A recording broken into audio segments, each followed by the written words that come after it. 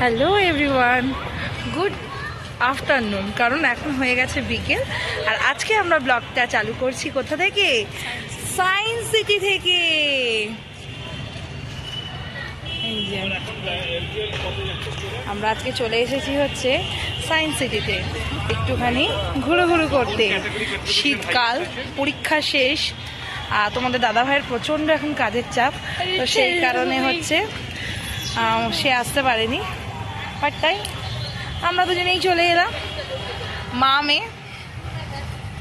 তো সায়েন্স সিটিতে এন্ট্রি দেওয়ার পরে এই যে দেখছো লম্বা লাইনে দাঁড়িয়ে পড়লাম হচ্ছে আমি টিকিট কাটার জন্য। তো টিকিট কেটে নিয়েই মাত্র চলে আসলাম ভিতরে। তো ভিতরে ঢুকেই দেখতে পাচ্ছি এই ছোট্ট ছোট্ট খুদেগুলো দাঁড়িয়ে আছে, তাদের স্কুলের সাথে এসছে ঘুরতে, দেখে খুব ভালো লাগলো। আর তারপরে এই যে সুন্দর মনোরম জায়গা, সায়েন্স সিটি বলে লেখা আছে, প্লাস এই সুন্দর শীতের ফুলগুলো খুব মন কাড়ে। তো এইগুলোই দেখছিলাম আমি আর মেয়ে। তারপরে আরেকটু এগিয়ে আসতে দেখতে পাচ্ছি হচ্ছে আরও একটা স্কুলের ছোট ছোট খুদে কন্যারা দাঁড়িয়ে আছে, তারা হচ্ছে সায়েন্স সিটি ঘুরতে এসেছে। আর তারপরে এই যে শৈশবকাল, আর শৈশবকালের মতনই এনজয় করার জন্য উঠে পড়েছি দোলনায় মেয়ের সাথে, কারণ যেহেতু বলছি মেয়ে আর আমি গেছি, আর কেউ যায়নি। তো যাই হোক, এই ফোন মানে ক্যামেরা ধরার জন্য আমরা লোক খুঁজে বেড়াচ্ছিলাম বারবার। তো এখানে একটা আন্টি আমাদেরকে ধরে দিয়েছে, তো thank you so much aunty. আর আন্টি আমার চ্যানেলটাকেও ফলো করেছে। যাই হোক, তো আন্টি আপনি দেখলে অবশ্যই একটা লাইক করে দেবেন। আর তারপরে এই যে চলে এসেছি হচ্ছে রিলসে। এই রিলসগুলো দেখতে হলে ফলো করতে হবে কি, অবভিয়াসলি পৌলমীর Instagram ID, it's Paulami Naskar. Please তোমরা ফলো করে দিও আর এই রিলসগুলো দেখে নিও, ঠিক আছে? এরকম সুন্দর সুন্দর অনেক অনেক রিলস পাবে পৌলমীর, আর আমারও পাবে দু একটা।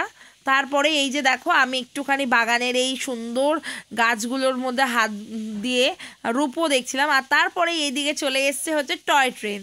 সেই ট্রেন দেখে মনটা আরও খুশি হয়ে গেল। মেয়েকে বললাম চড়তে, তো মেয়ে বললো না, আসলে আমাদের সোনারপুর থেকে যেখানেই যাই না কেন আমরা ট্রেনে চড়েই যাই। তো যাই হোক, আর ট্রেনও সে চললো না। আর তারপরে এই দোলনার জন্য সে অপেক্ষা করছে যে দোলনা চড়বে। তো দোলনাটা যখন ছেড়ে দেওয়ার পরে এত দোলনা চড়েছে যে বলার বাইরে, সেটার আর কোনো মানে ইয়েই নেই। আর তারপরে সবচেয়ে সুন্দর এই যে আর একটা মুহূর্ত, সেটা হচ্ছে সায়েন্স সিটির শান, যেটাকে বলা যায় হচ্ছে রোপওয়ে। তো এই রোপওয়ে পৌলমীর আগে একবার চড়েছিল বলে আজকে আর চললো না, বাট আমি তোমাদের সাথে শেয়ার করলাম। তোমরা যারা মনে করবে এই ছুটিতে সায়েন্স সিটি আসতে চাইছো, অবশ্যই তোমরা চলে এসো। খুব অল্প খরচে সায়েন্স সিটি ঘুরে বেশ ভালো লাগবে। তো তারপরে এই যে এদিকে আবারও এই দোলনা চড়ার জন্য দাঁড়িয়ে আছে। আর আরও একটা জিনিস, ওই দেখো এদিকে চলে এসছে হচ্ছে আমার মেয়ে আবার ককব্যাট খেলতে। ককব্যাট নিয়ে জানি লোকের, এই যে এই মেয়েটির ককব্যাট, এটা কি মেয়ে না একটা দিদি হবে, তো তার ককব্যাট নিয়ে দিয়ে খেলা শুরু করে দিয়েছে। আর তারপরে চলে এলাম সায়েন্স সিটির আরও একটি শান, সেটা হচ্ছে এই যে ওয়াটার ফলিং শো। এইটা দেখতে হলে কোনো পয়সা লাগে না, সুন্দর একদম বসে শুধু এটাকে মজা করতে হবে। তো আমার তো খুব ভালো লাগলো। আর তোমরা যারা এখনও মনে করছো কোথায় ঘুরতে যাবে, অবশ্যই চলে আসো কলকাতার বুকে এত সুন্দর একটি জায়গা সায়েন্স সিটি, যেখানে আসতে সেরকম একটা কোনো খরচ নেই। যারা মনে করবে যে ট্রেনে করে আসবে, তারা অবশ্যই বালিগঞ্জে নেমে পড়ো, নেমে একটা বারাসাত উল্টোডাঙ্গার বাস ধরো, 12 টাকা ভাড়া, নেমে পড়বে একদম সায়েন্স সিটির সামনে। আর অবশ্যই আরও একটা কথা যেটা তোমাদেরকে জানতে হবে, কারণ মনে হতেই পারে একটা জায়গা ঘুরতে যাব কত পয়সা লাগবে, তো সে কথাই যদি আসি, সেটা হচ্ছে এন্ট্রি ফিস মাত্র 70 টাকা। আর এইসব শো দেখার জন্য কোনো পয়সা লাগে না। হ্যাঁ লাগে হচ্ছে রোপওয়ে চড়তে গেলে একটা আলাদা টিকিট করতে হয়, সেটার ভাড়া হচ্ছে মাত্র 65 টাকা, 60 টাকা, 60 টাকা।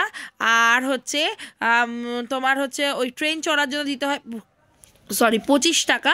আর এইদিকে দেখো আমার মেয়ে কত সুন্দর এনজয় করছো। তো যারা এখনও ভাবছো সায়েন্স সিটি আসবো, কাছে পয়সা কম, অবশ্যই চলে আসো, কোনো ব্যাপার নেই। সায়েন্স সিটিতে অল্প পয়সায় সুন্দর ঘুরতে পারবে, ঠিক যেমন আমরা আজকে ঘুরে নিলাম। তারপরে এই যে আমাদের এদিক ওদিক ঘোরা শেষ হলো। মেয়ের এখনও পর্যন্ত পুরো ফুল চার্জেস, কিন্তু সন্ধে হয়ে গেছে, যেহেতু বললাম তোমাদের দাদাভাই আসেনি, তো আমি আর মেয়ে এসছি, তো তাই তাড়াতাড়ি করে আমরা এই যে বাড়ি ফিরে গেলাম। কেমন লাগলো অবশ্যই জানিও, আর তোমরা তাড়াতাড়ি সায়েন্স